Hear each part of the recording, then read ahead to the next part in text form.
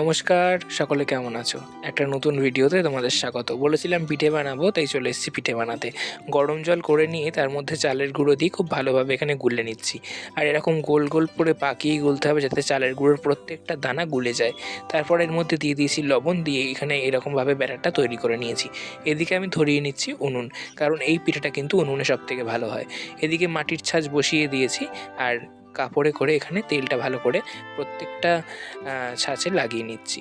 এরপর এই পাতাটা কীরকম অদ্ভুত দেখো, এর নিচের দিকটা কিন্তু ঠিকঠাক, কিন্তু উপরের দিকটা কীরকম সাপের মতো পেঁচানো দেখো, খুব অদ্ভুত লাগলো, তাই তোমাদের সাথে শেয়ার করলাম। আর এইটা হচ্ছে এই পাঠার মেন ডাল।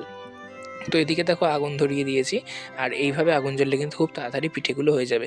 আর কি সুন্দর করে ফুলছে দেখো, আর কীরকম উঠে যাচ্ছে, এরকম কিন্তু সহজে ওঠে না। তো খুব ভালোভাবে উঠে যাচ্ছিল। তো এদিকে কিন্তু প্রথম পিঠেটা আমি দিয়ে দিচ্ছি আগুনে, কারণ এটা নিয়ম। এরপর দেখো উনুন নিভে গেছে, আর আমি এখানে উনুনটা আবার জ্বালানোর চেষ্টা করছি।